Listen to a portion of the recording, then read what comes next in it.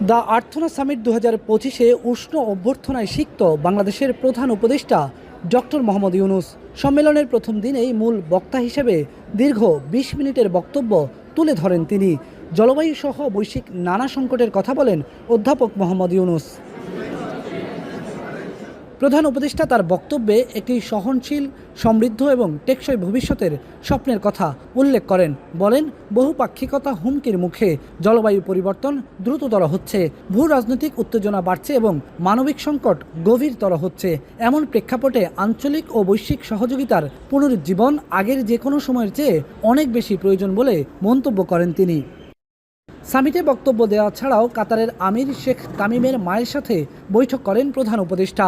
সম্মেলনের সাইডলাইনে বৈঠক হয় কাতার সরকারের ঊর্ধ্বতন ব্যক্তিদের সাথে। প্রধান উপদেষ্টার প্রেস সচিব জানান, কাতারের এলএনজি সেক্টরে আওয়ামী লীগ সরকারের রেখে যাওয়া আরও $37 মিলিয়ন ঋণ বকেয়া আছে। 2-1 দিনের মধ্যে এই টাকাও পরিশোধ করবে অন্তর্বর্তী সরকার।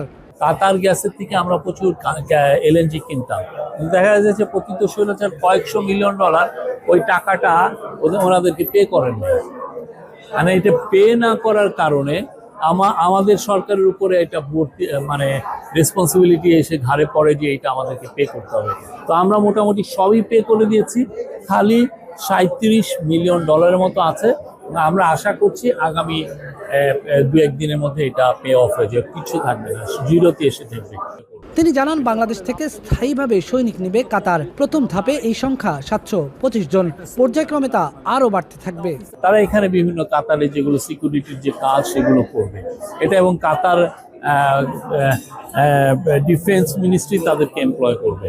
এটার ফলে লাভটা যেটা হচ্ছে যে এটা ন্যূনতম বেতনই হবে 2.5 থেকে 3 লাখ টাকা একটা সোলজার যারা বাংলাদেশে গিয়ে, তা অফিসাররা তো আরো বেশি পাবেন। আমরা আশা করছি যে এই ফলে নতুন দিগন্ত উন্মোচন হবে।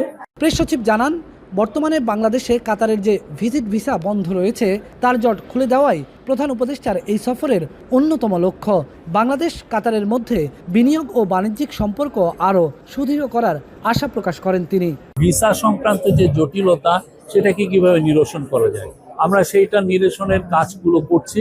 আমরা আশা করছি যে বাংলাদেশ আর কাতারের সাথে পারস্পরিক সম্পর্ক সুদৃঢ় করার ক্ষেত্রে এই মিটিংটা খুব কাজে দেবে।